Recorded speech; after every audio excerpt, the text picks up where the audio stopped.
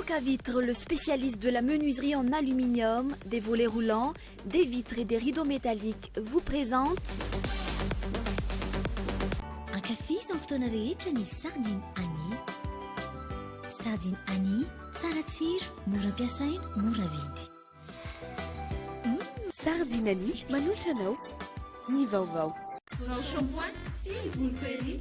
Vaovao, vao shampoing citron, papaye, citron, amin'ny sachet sy tavoahangy. Vao shampoing, manolotra anao ny Vaovao.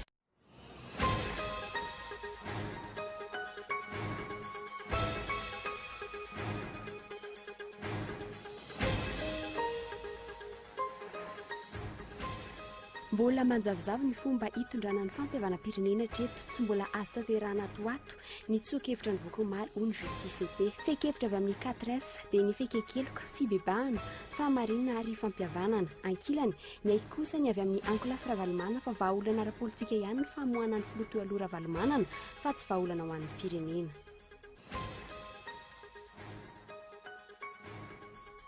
Tsy dala avokoa ireo 4 arivo voalaza fa dala miova fo raha ny nambarany misy olombam-bahoaka avy any Ambovobe Androandroandry. Tsy lara-pamehana ihany koa ny fanomezana 2.20 miliara ariary azy ireo. Ireo niara-ny fanafiana ny tokony omen'ireo vola ireo raha ny nambarany misy olombam-bahoaka eo hatrandry. Fampihavana-pirenena kosa izany raha ny hevitra ny mpitondra tenin'ny governemanta. Noho tsy fampian'ny orana tany amin'ny faritra Tsinanana ny enora ialina taonina ny vokatra litchi ahondrana amin'ity taopio-tazana 4.4 ity raha natratra 7.1 ialina taonina izany tamin'ny taondasa. Tsy tratra ny fanamby 7.1 ialina taonina napetraka ireo vondry ny mpanondrana litchi eto amintsika.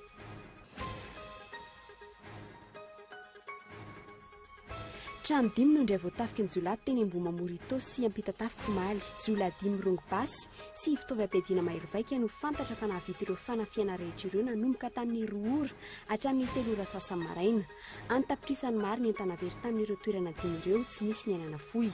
Ireo lakozia sy trano fivarotana no tena resebatra ny jiolahy amin'izao fotoana izao.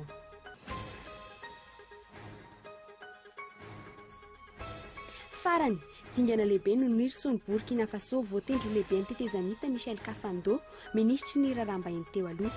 Aritra eritaona ny fitondrany tetezamita atongavana amin'ny fifidianana filoham-pirenena sy solombam-bahoaka. Mbola andrasana kosa ny fankataovany filakevitra momba ny lalam-pandroenana ity fanapa-kevitra ity. Ny andro ny izay rehetrany.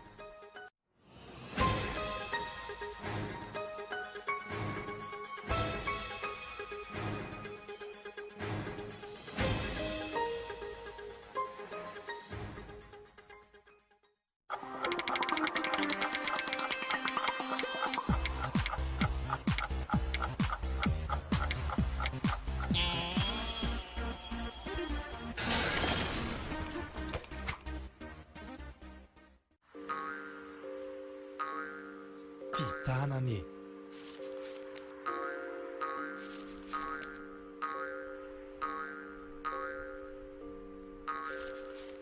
Titanane. Titanane. Rehefa tsy mandoto ane dia efa manadio e.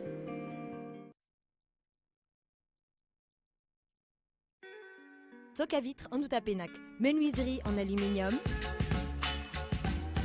rideaux métalliques, volets roulants, vitres, tôle,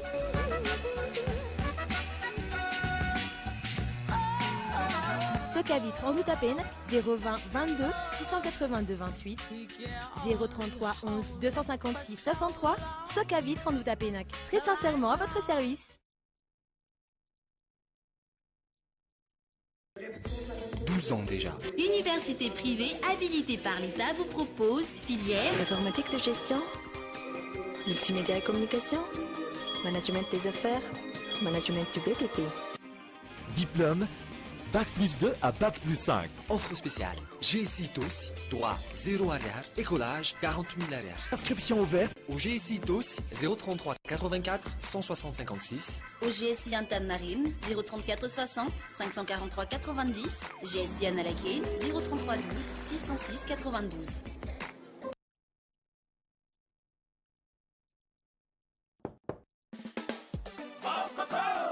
Naturali, kokozato isanjato. Tsy maritaka tia mandoto sady mora hoentina azo antoko tsara kalitao tsy matahotra orana Okay. Ya. mora ampiasaina Vao Koko. tsara ho zao Zato ariary. Tongolo voatetika, miavo kotomila, paty, ampio sardine ani. Vita ny sakafo. Sardine ani, ankafizo amin'ny fotoana rehetra. Mofo mikarepoka, tetika voatabia, ampio sardine ani. Vita ny sandwich. Ankafizo amin'ny fotoana rehetra ny sardine ani. Sardine ani, tsara tsiro, mora ampiasaina, mora vidy. Ny ray novambra ka hatramin'ny 1 amin'ny telopolo desambra tombola lehibe miaraka amin'ny tranombarotra Vaovao mety azahoana télévision 3D Chongong 42 pouces sy réfrigérateur Hisense. Tsotra ny fandraisana anjara, mividy entana 100 000 ariary dia mahazo ticket tombola iray. Tsy ireo ihany fa mbola maro be ny loka ho zaraina. Tonga avaingana ary manatona ny tranombarotra Vaovao amin'izao farany taona izao sao ianao no azo an'ilay télé goavambe. Fisarihana ny 1 amin'ny telopolo desambra Vaovao ny tsara hatrany.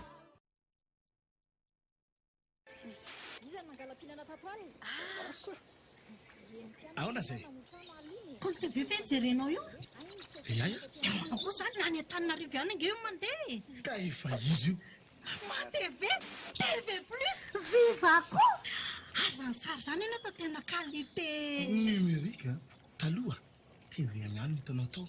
Fa amin'izao efa miampireo télé gasy efatra hafa koa. Ao amin'ny canal 7 ihany afaka jerevanao naiza. Afaka jerena naiza to Madagasikara zany io? Naiza. Aiza! 5 chaînes malgaches sont maintenant disponibles dans tout Madagascar. Alors rendez-vous dans les boutiques et distributeurs agréés Canal+. Canalsat, regardons mieux.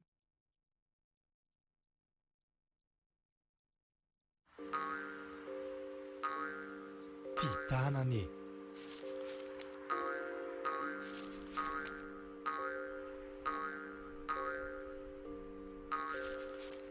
Titanane. Titanane. Rehefa tsy mandoto ane dia efa manadio e.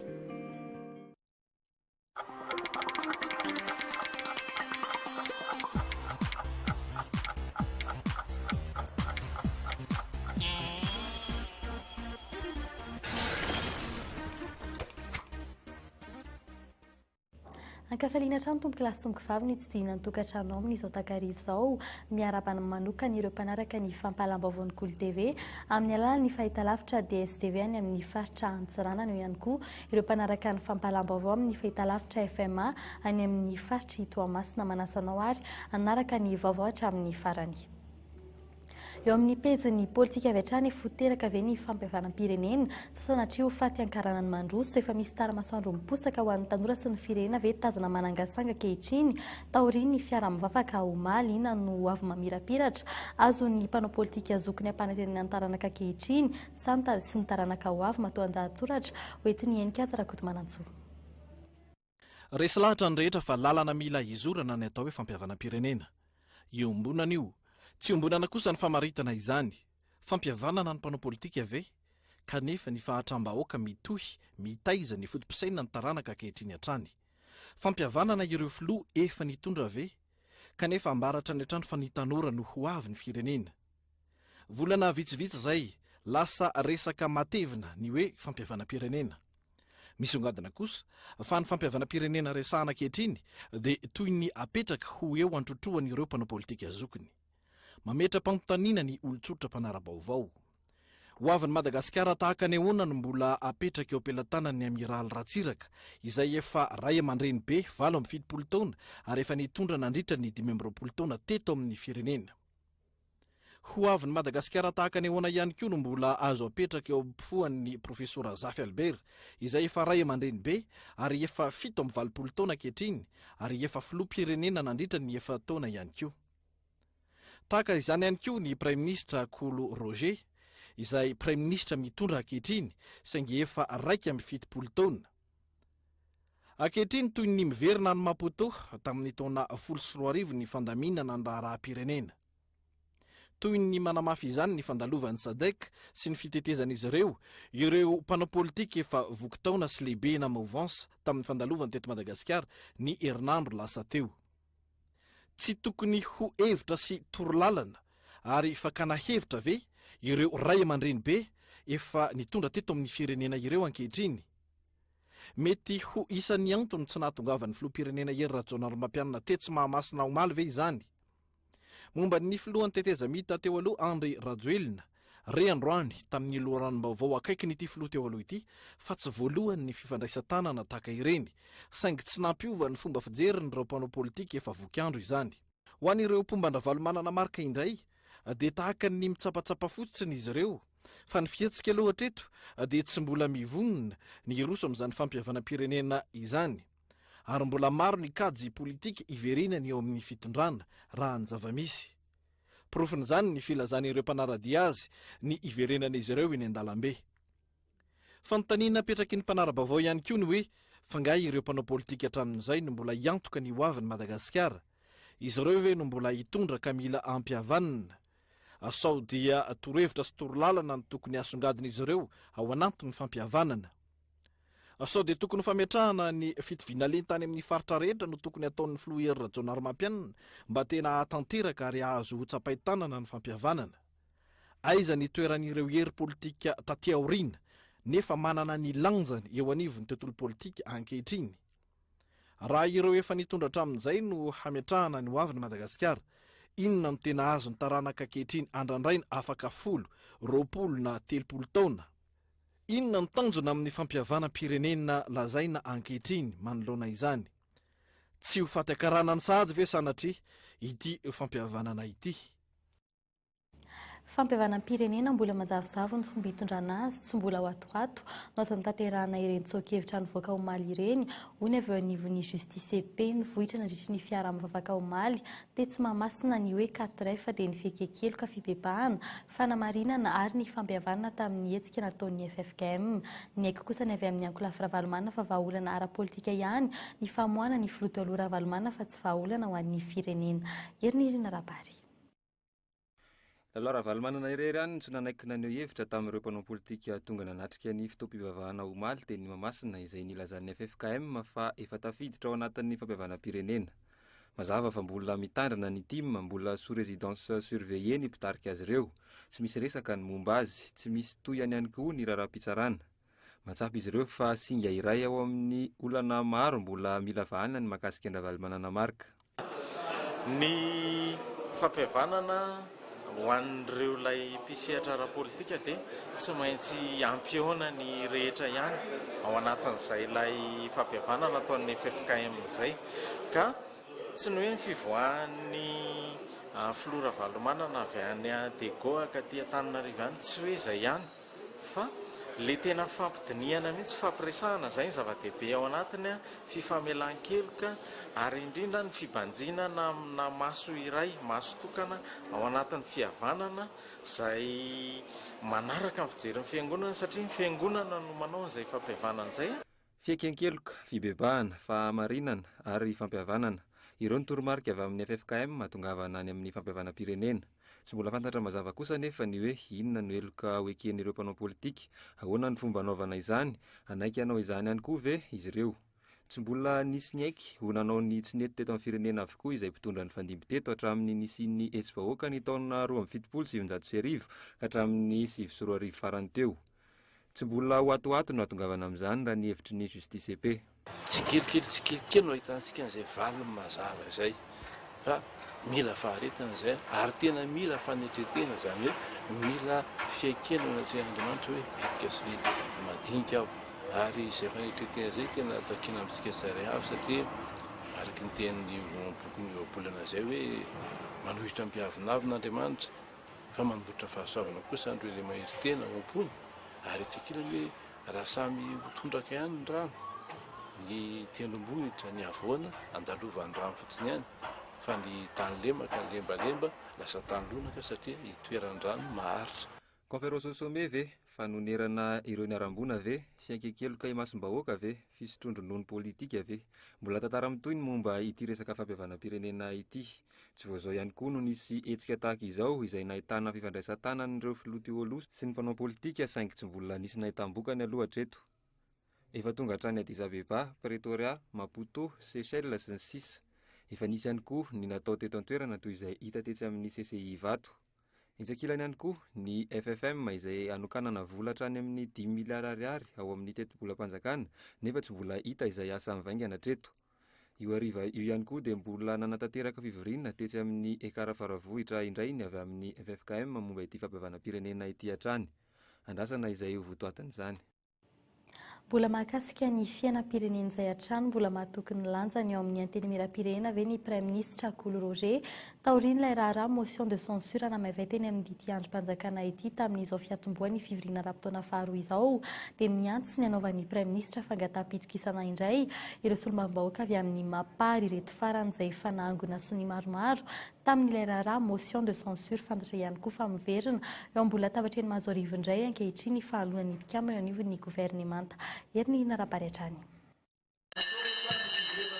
Tsy mbola vita ny raharaha, tsy mbola afaka misioka ny gouvernemanta. Motion de censure fantelo ny teny amin'ny antenimieram-pirenena ilay hita tamin'ny faha 20 ny volana oktobra teo iny. Ity raharaha ity izay nampisafotofoto ireo samy solombavambahoaka. Nandehatra amin'ny resaka fizarana vola matapitrisany maro. Raha tsy ivina nisy ny fanangonana soniany ireo solombavambahoaka 200 teny amin'ny Hôtel Corper nanohitra ny motion de censure. Ity raharaha ity izay mbola mahabe resaka hatramin'izao ny famarinan'ireo sy ny hita tao sy ny lanjany araka ny lalàna. Intsakilany ihany koa ny elatra mapara miaraka amin'ny Kristina Razanamasoa nilaza fa efa nangona sy ny maromaro ampandeha iny motion de censure iny saingy tsy mbola amoaka izany izy ireo raha ny fanazavana azo. Nanjavana aloha izany ny resaka iny ary nilaza ny Prime Ministre fa mamioditra eny amin'ny antenimieram-pirenena. Rampitso no iona amin'ny gouvernemanta indray ireo mpikambana ao amin'ny antenimieram-pirenena. Angatahan'ireo solombavambahoaka mapara indray ny ampiarana ny andinin'ny fahazato ao amin'ny lalam-panorenana andiny mamaritra fa azon'ny Prime Ministre taony mangataka fangataham-pitokisana amin'ireo solombavambahoaka. Raha tena matoky ary ny Prime Ministre fa tena mbola tiany ny vahoaka izy, tena mbola tiany ireo solombavambahoaka ireo izy a, indra moa masaka anazy tsy angataka fangataham-pitokisana ao amin'ny andinin'ny fahazato amin'ny lalam-panorenana dia milaza fa azon'ny Prime Ministre atao mangataka fangataham-pitokisana ka raha ohatra ka eo ny alalany eo zany dia misy hoe tena atokisa solombavambahoaka marina izy satria raha mahazo atsasa-manila ny tsy matoky azy dia mametra am-pialana izy. Araka ny loharanom-baovao ihany dia efa miainga indray ny fanoloana ireo mpikambana ao amin'ny gouvernemanta. Ny Prime Ministre Kolo no mitarika ny fandresen-dahatra amin'izany, izany hoe fanoloana minisitra no atao fa ny Prime Ministre mijanona eo ihany. Fanapa-kevitra izay nolavin'ny akamaroan'ireo solombavambahoaka nanontaniana. Iverina indray ve ny ady hevitra momba ilay artikla 54 anahoana indray ny fizaran-tseza amin'izany. Dia izany koa nidirantsika eo amin'ny pejin'ny toe-kareny fanomezana sehatra ny mpandraharaha tsy miankina malagasy io no isan'ny fangatana ireo solontenan'ny fikambanan'ny mpandraharaha maromaro tonga ny fampidinika tamin'ireo solombavambahoaka teny Tsimbazaza androany tsy nisy nipika ny fihaonana saingy fantatra fa ny fanamorana ny sehatry ny fandraharahana indrindra eo amin'ny resaka aba sy hetra aloha amin'ny fanjakana izay voafaritra ao anatin'ny teti-bolam-panjakana ho an'ny taona 2024 no nibahan-toerana tamin'izany fanadihadiana hoentin'izy Rakotondriny. Raha ny atotan'isan'ny voaka farany ny 700 ny aba miditra amin'ny fanjakana dia avy amin'ny sehatra ny fandraharana tsy miankina avokoa. Izany hoe hatrany amin'ny 4,7 miliara ariary any ho any. Zara raha misy 5,700 amin'ireo anefa no mpandraharaha malagasy. Miandanjaka kokoa araka izany ny etaetan'ireo mpandraharaha malagasy ireo alohan'ny andiniana volavolan-dalàna momba ny teti-bolam-panjakana 2022 dia ny Tsimbazaza. Io zany tiana ho fantatra hoe ino satria ny secteur privé gnanisany mampitombo ny resaka arena amintsika eto. Ka raha ohatra ka misy etaetan'ry zareo zany dia izay na ny ansoba anazy zany mba hahafahanay hiady anay hiady apiditra anazy ao amin'ny loi de finance 2015 zany. Ny secteur privé zany misy resaka problème na douane ao satria lasa 15% zany fampidirany resaka savon. Amin'ny secteur privé koa zany dia hoe amnistina resaka taxe amin'ny fisc zany. Izay ngany zareo. Commission plénière tsy nahazo natrea amin'ny mpanao gazety ny fampiresahan'ny rotonta androany. fantatra tamin'ny fiaonana efa nisy teo amin'ny mpandraraha ireo sy ny ministera ny vola sy ny teti-bola tamin'ny volana septambra kosa nefa ny ambangovango ny zavatra takin'ireo mpandraraha ireo. Isan'izany ny fanamavanana ny TVA ho 5% isanjato raha toka 20% isanjato izany hatramin'izao ho an'ny sehatry ny industrie, ny hôtellerie ary ny BTP. Isan'izany ihany koa ny fanafoanana ny hetra na ny impôt sur le revenu na ny IR amin'ny roa taona voalohany ho an'ireo orinasa vao nitsangana. Angatahanizy ireo ihany koa ny anafoanana ny IR 10% isanjato amin'ny sehatry ny fandraharana amin'ny arena kibon'ny tany sy ny solika.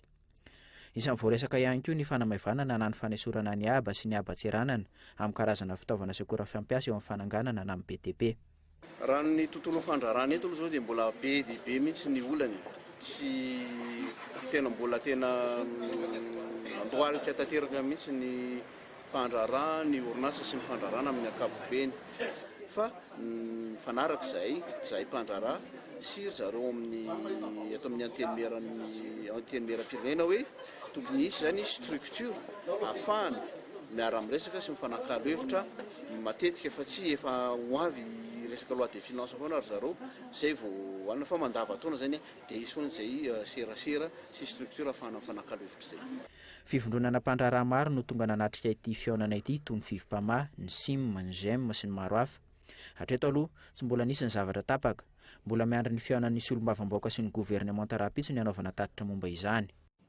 Eo amin'ny tontolon'ny varotra kosa indray verina amin'ny asaraparitra AGOA iarahana amin'ny firenena Amerikana Madagasikara afaka andro vitsivitsy rehefa niatona nandritra ny 5 taona izany feno ny fepetra rehetra takia ny fanjakana Amerikana amin'ny firenena Malagasy hamerena ny fiara-miasa eo amin'ny rototo eo amin'izay sehatra arabaritra izay raha nambara ny ministeran'ny varotra. Inona no vokatra izay fiverenanao amin'ny AGOA izay ary ao ny fanadihadiana. Tsy hitondra fivoarana misongadina ho an'ny firenena ny fiverenana amin'ny AGOA raha tsy misy ny paikady vaovao petraky ny fanjakana amin'ireo orinasa eto an-toerana. Mandidina ny 20 hatramin'ny 27 isanjato ny zana-bola lain'ny banky amin'ny orinasa madinika salantsalany eto amintsika raha toka 4 hatramin'ny 5 isanjato izany ho an'ny Frantsa ary 9 hatramin'ny 4 isanjato ho an'ny Maurice. Tsy ahafahan'ny orinasa eto an-toerana mivoatra izany raha toka ireo ny tokony omena tosika ampitombo ny valeur ajoutée miditra eto an-toerana. Tokony hojerena manokana ihany koa ny fampidiram-bola amin'ireo vokatra hafa azo aondrana eto amintsika ankoatry ny lamba. Tompo mangatakatiny tsika miresaka amiko ianao hoe AGOA fa izy moa mahazo tombontsoa vatana amin'ilay AGOA. Marina fa ny olona very asa zany mety ahita asa zao satria very ny AGOA fa ny zone franche ny aza atao politique de substitution ny zone franche satria mbola tsy capable zany tsika créer plein emploi eto Madagasikara nefa tokony plein emploi de politique de substitution zany io zone franche io azonao le izy fa ahoana ary nanampiana ny orinasa malagasy hoe anabevo ny orinasa malagasy ahafahan'ny orinasa malagasy mivelatra ao anatin'le concurrence internationale. Izy ve ny orinasa vaovao iorina roviana nanomboka piditra piasa ireo orinasa fakaba hiantoka an-tsena Amerikanina raha mpitso mitondra fanazavana ho an'ny mpanao gazety ireo mivondrona ao amin'ny GEFP mahakasika izay fiverena ny AGOA izay.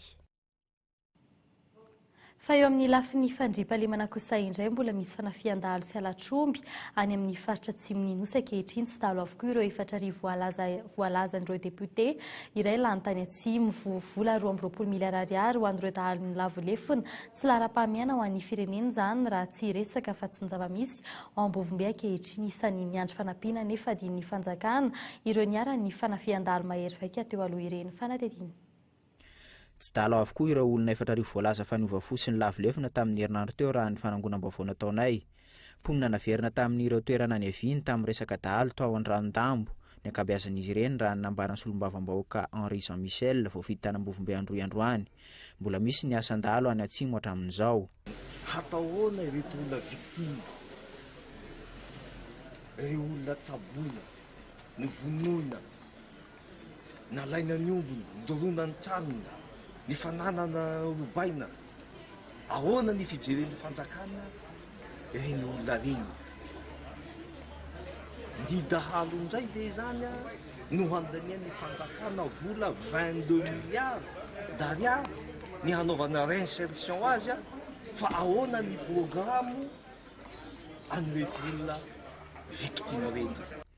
aiza ho aiza ny lara-pahamen'ny gouvernemanta manoloana izay fanomezana 2 miliara ariary ho an'ireo voalaza fa daly novafo ireo manoloana ny 1.7 malagasy izay voalaza fa mantra amin'izao fotoana izao. Firosoana amin'ny fampihavana-pirenena nefa izany raha nitatitry ny filakevitry ny gouvernemanta tamin'ny farany herinandro teo. Ary tsy resaka olona iray izy aho teo fa resaka malagasy rehetra izay mila an'izany fampihavanana izany satria misy ihany koa any amin'ny rehetrarehetra any disadisa maro samihafa ara-piarahamonina na tsy resaka fotsiny aho reny daly ny vaofo reny dia azo everina hoe tafiditra ihany koa ao anatin'izany zavatra izany mba tsy maintsy andraisana andraikitra mba hivelena ny filaminana afahantsika miboso amin'ny Ny fanontaniana mipetraka teto dia ny hoe taiza ireo vola 2 miliara ireo. Volam-panjakana ve sa hoe mety ho volan'ny praiminisitra manokana. Rehefa nisy io vola io tsy mandiso izany anefa ny gouvernemanta hatreto. Feno zava-miafina marobe momba ity resaka daly niovahany atsimo ity. Nambara ihany koa ny solombavamboaka androany fa tsy mpanao gazety avy amin'ny sehatra tsy miankina ihany no tsy nentin'ny fanjakana fa na izy ireo aza tsy nampahafantarina ny fidinan'ny praiminisitra tany atsimo. Tsy mbola nahazo teny ny praiminisitra Kolo hatreto momba izany. Fa nanomboka androany taom-piotazana lidshio ny taona 2024 nahitana fienana hatramin'ny 2 alina taona ny vokatra lidshio ahondrana tamin'ity taom-piotazana taona 2024 2024 ity nyena 7 taona izany mihoatra ny tamin'ny taona 2024 nahitana olana ihany koa ny kalitaon'ny lidshio tamin'ity taona ity noho ny tsy fampin'ny orany fanatetiana. Raha 4 sy 2 alina taona ny lidshio no heverina ho ahondrana ny taona 2024 eo amin'ny tsenan'ny Europe Comeza, ny COI ary ny SADC. Tsy hatratra fa tsy 2 alina taona izany raha ny voalaza ny mpandraraha amin'ity sehatra ity ny firenena Europeanina no isan'ny mpandray ny vokatra lidshio avy eto Madagasikara. Hiemotra arak'izany laharantsika eo amin'ny fibahanana ny tsena iraisam-pirenena aorian'ny Maurice sy Afrique du Sud. Ny vaovatrano izany vokatra izany tao anatin'ny 2 taona farany 12 tapitrisa kilao izany ny taona 2024 ary 10 tapitrisa kilao ny taona 2024. Ny tsy fampin'ny orana no isan'ny naharatsy ny vokatra lidshio eto amintsika tamin'ity taona ity. Ny efalaina amin'ny lidshio zany mahatratra raha tambatra daholo raha ny amin'ny resaka hoe misy torona fotsiny izao dia 200 francs par kilo. Fa ny etra indirekta laina aminy izany fampampisinanina reny renindray hafa. Olana nge zany zao dia mitsafin'ny orana foana no miteraka olana. Dia lasa misambasamana ny fosin'ny orana foana dia eny mampiazoazo amin'ilay vokatra lidshio. Mahalona ny olana sedrain'ny fasy eo amin'ny fahatapahan'ny herinaratra lavareny any an-toerana haina ny fitehirizan'ireo vokatra lidshio ahondrana amin'izao fotoana izao hampitombo ny fatiantoka eo amin'ny fandrana lidshio izany raha tsy ahitana vahaolana. Izay mampiteny ny mona raha azo lazana azy satria adiny 2 angamba no agnatin'ny 2 andro no mandeha dia ny fitaovana moa zany simba, ny entana simba, tsy afaka mamokatra hatramin'ny farany madinika indrindra ka hatramin'ny farany maventy indrindra fa ivoaka ny vokatra lidshio tamatavy zany zao io afaka andro vitsivitsy dia angamba zavatra doza no mety hitranga amin'izay raha zay ka noho izay izy dia zay mahatsapa fa fadiran'ovana mihitsy mivoaka ny toamasina amin'izay raha zay. Napiditra vola 2.7 tapitrisa ariary farafahakeliny tao amin'ny kitabom-bolam-panjakana ny lidshio tamin'ny taona 2024 androany tamin'ny 9 ariva teo nosokafana tamin'ny fomba ofisialy ny taom-piotazana lidshio ho an'ny taona 2024 2024 ho an'ny toamasina. Eo amin'ny pejiny sosialy kosa indray ho avy ny fety kanefa miaratsy ny kalitaon'ny hena tonga ny anivon'ireo mpivarotra Matiana eto Antananarivo misy ifandraisany amin'ireo abatoara Sinoa manondrana hena ny Azia zava-misy io raha ny fanadidinana ataonay abatoara izay tsy nidiana akory fa nakatona vonjimaika raha ny fanazavany ministra ny fiompiana androany 50 taona isan'andro ny hena vokarin'ny abatoara votovorona raha Inorampitso ny andindiny mahakasika izay vaovao izay fa ivadiantsika avy hatrany eo amin'ny pejiny serasera mahakasika ny eo amin'ny tontolon'ny asa fanaovan-gazety. Taorian'ny fanambarana ataon'ireo mpanao gazety zokiolona ny anafoanana ny fifidiana fiodinana faharoa ny alarobia ho avy izao dia namory ireo mpanao gazety androany Fandrakotondrazaka izay solitena ny mpanao gazety eo anivon'ny Seni tanangona hevitra mahakasika ny fifidianana izay ho filohan'ny ho lafitry ny mpanao gazety fanatediana. Fanangonana ny hevitry ny mpanao gazety manoloana ny zava-misy eo anivon'ny samy mpanao gazety no antony fiantsoana mpanao gazety nataon'ny Fandro Rakotondrazafy androany tao amin'ny tranomboky pireneny fionana ahitana hevitra mifanohitra samihafa. Etsy andaniny misy ireo milaza ny anafoanana ny fifidianana efa vita ka merenan'izany etsy ankilany kosa misy ny milaza ny anemorana fotsiny dingana faharoa ny fifidianana filohan'ny ho lavitra. Ny sasany kosa tsy manaiky raha tsy ho tohizana hatramin'ny farany fifidianana. Filazana fa hofoana tanterana ny fifidianana misy volana Novambra dia ampisafolofolo zazahay zany dia ao anatin'ny resiparatsaka mpanao gazety mitaky ny anaovana fifidianana ny 19 io no rangatakandro eto dia misy ny prédateur de la presse lafiny teknika tsy ho possible mihitsy ny anatanterantsika fifidianana amin'ny alahady. Tsy misy resaka hoe antony ahoana zay fa resaka teknika ny tikovavat mba fantapatako ihany ny fombafomba fikarakarana sy fiomanana amin'izay lafiny teknika zay. Ankoatr'izay olona lehibe ho an'ny fifidianana izay efa vita sy izay mbola atao ny momba ny samarin'ireo mpifidy ohatra amin'izany ny ao amin'ny haino amanjerim-panjakana. Ankoatr'izay ny famoahan'ny ministera ny dekret izay manendry ireo mpikarakara ny fifidianana ireto farany izay efa nametra-pialana ny ankamarony. Manambara ny heviny Roly Mercia Rahajason mpanao gazety sady efa minisitry ny serasera tamin'ny fitondrana tetezamita. Betsaka ny olana ary maro ny milaza hoe aemory ihany aloha le fidinana faharoa io dia andao anao fanamboarana fanatsarana. Nandritra na minisitra ny tena zany dia nafantatra tsara ny listy ny mpiasa ny RNM sy ny TV rehetra era Madagasikara anana ny tena ty ampelantanana zany. Rehefa nivoaka ny listre ny mpanao gazety nahazo karatra navoaka ny komisiona mpanao an'izay dia hita misongadina tao fa be dia be eo anivon'ny RNM sy TV era Madagasikara zany mety Antananarivo na any amin'ny faritra ireo mpiasa izay tsy mpanao gazety akory kanefa nahazo karatra. Hatreto mbola misy ilay fifidianana amin'ny alarobia 20 Novambra tsy tonga nanatrika fivoriana io ireo mpikamana amin'ny voamera-pikarakarana fifidianana teo aloha ireo komision ireo izay mbola manakery aloha hatreto araka ny voalaza ny dekret navoakan'ny ministera. Fahafarany voaray ho ariva io avy amin'ny voamera-pikarakara ny fifidianana izay ho filohan'ny ho lavitry ny mpanao gazety izay voalohany tsy averina hatramin'ny voalohany ny fifidianana tazomin'ireo vokatra efa voaray sy azo nandritry ny fihodinana voalohany iny no mafisy PV voaray izay efa feno androany fa Hervé Rakotondrazafy sy Gérard Rakotonirina no miatrika ny fihodinana faharoa. Ahatona aloha ny fifidianana fihodinana faharoa midika izany fa miemotra ny fifidianana no kasaina atao amin'ny alarobia 20 Novambra ho avy izao. Eken'ny komision ny fiara-miasa amin'ny Fandro Rakotondrazafy no nitraikefa efa hanana ny hotapahana sy ampahafantarina ny rehetra ao anatin'ny fotoana tsy voafetra tsy hoelona ny andro hatanterahana izay fihodinana faharoa izay. Fa eo amin'ny trangam-piarahamonina kosa indray trano 5 no indray voatafiky ny jiolahy teny Ambohimamory sy ampitatafika omaly jiolahy 5 rongo-basy sy fitaovam-piadiana mahery vaika no fantatra fa nahavita ireo fanafiana rehetra ireo nanomboka tamin'ny 2 ora hatramin'ny 3 ora sasany maraina. Antapitrisany maro ny entana very tamin'ireo toerana 5 ireo tsy nisy nefa ny ainana vohy. Fanadina hoentin'ika eto Andretsilavo. Mampirongatra ny vakitrano ny delestage tsy atambaolana eto Andrenivohitra. Vao tamin'ny alina mpivarokena 3 mpivarotra telefônina iray ary mpanao jeu vidéo iray no nitafihon'ny jiolahy mirongo-basy tokony ho tamin'ny 2 ora maraina. Antapitrisany maro ny entana very tamin'ireo toerana 5 ireo. Nandeha tongotra ireo jiolahy ireo raha ny fanazavana azo hatrany. Porofon'izany natsipy ny tao anaty kirihitra ireto entana ireto rehefa tonga ny fokon'olona anaradia. Isan'izany ity tele ity, koveta sy ny maro hafa. Ireto antsy ireto indray izay any mpivarokena teny ampitatafika teto amin'ity fasana ity no hita rehefa maraina ny andro.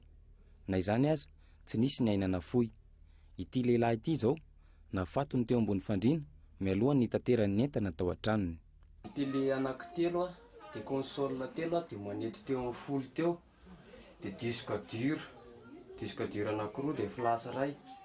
Dia ny tele iray moa araka hitantsika eto efa hita ihany hitanay tany anaty kirihitra tany dia ny console koa reto hitanay daholo. Dia ny tele anankiroa sy ny disque dur sisa mbola tsy hita.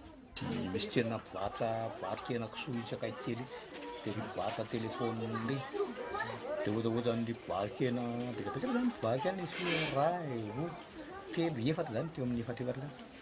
de mpanao telefony mihitsy ny ray efa indrona siza indrony vaky mety olona ray ihany izy zany fa asesiny to zany le tsena tsy misy mpiambina amity de asesiny vakiny ohatra zany koa zao reapitirina tonko nefa tsy itoany ambany tany fefarany tsy akifidy intsony ny fanafiana vao tselakory raha ny loharanom-baovao azo vola 7,000 no naminon'ireo jila olona iray teny tosite raha ny fanazavana azo teny anivon'ny fokotany ireo lakozia sy trano fivarotana ny tena lasibatry ny jiolay amin'izao fotoana izao izao antsika rehefa volinanjona fety mandrararoatra zareo ary le matetika zany le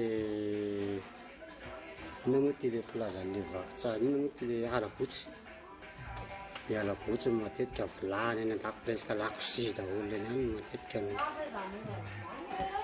zay ny tena ataon'ny olona atao amina eto aloha ny magaga tamin'ity tranga ity tsy nisy fanazavana momba ny mpitandro filaminana na iray aza ankoatr'izay ireo fokon'olona izay tsy manana fitaovam-piadiana no ny fanenjika tamin'ireo jiolay izay manana basy sy fitaovam-piadiana mahery vaika tokony averina ny fanidiana bara sy ireo fizavana amin'ny alina ho iatrana ireo mponina indrindra amin'izao vanim-potoana ny fahavaratra manakaiky ny krismasy sy ny faran'ny taona izao.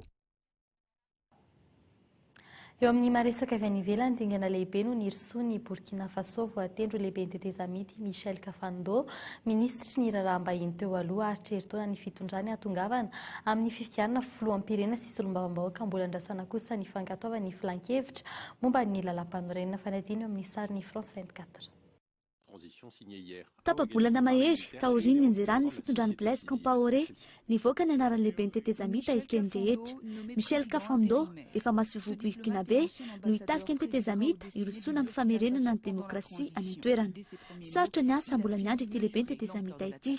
Mahamaiky aloha ny fanendrena ny mpikambana andrafitra ny governemanta vaovao ahitana prime ministra miaraka ministra miisa 720. Eo ihany koa ny toerana eny amin'ny antenimera ary ny komisiona isan-karazany isahana ny fampihavanana ny fanavoazana lalam-pandrenana sy ny maro hafa. Eritaona faharetany tetezamita ary ny fifanarahana vita sony omaly no mamaritra ny lalana rehetra momba izany. Io maraina io moa nanaova ny komity ny tetezamita ny fanambarana ny fanendrena ny Michel Kafando taoriny ny fifanaovatsony ny fifanarahana omaly niarana tamin'ny tafika Burkinabe sy ny solotena avy amin'ny fiarahamonim-pirenena. Fankatoavana ity fanendrena ity avy amin'ny filan-kevitra momba lalam-pandrenana vao afaka miroso amin'ny famindra-pahefana eo amin'ny lieutenant colonel Isaac Sida izay nitendren'ny tafika sy Michel Kafando.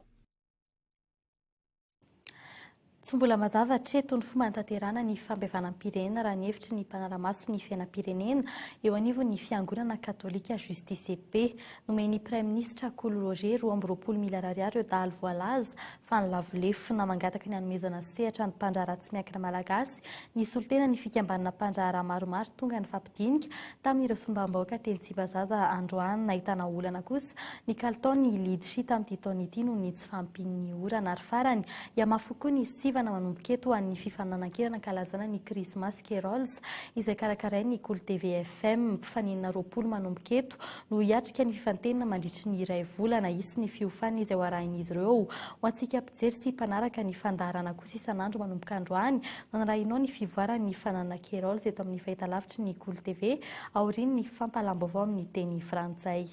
Dia izay koa no entina manakatona ny fiarahana tamin'ny tianio ity saorina hatrany ianao niaraka tamin'ny hatramin'ny farany veloma tompoko.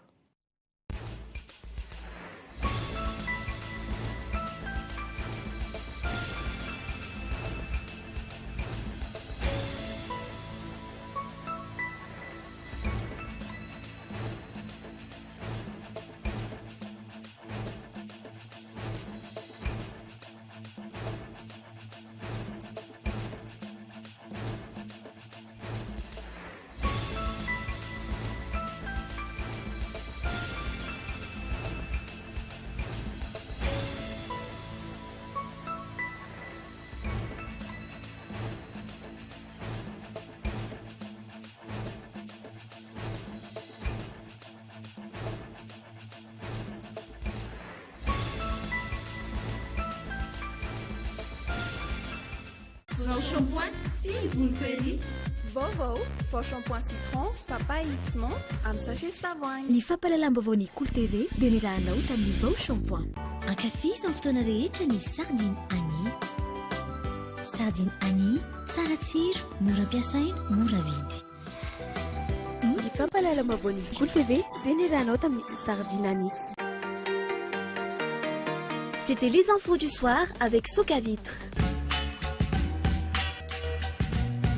Soca Vitre, très sincèrement à votre service.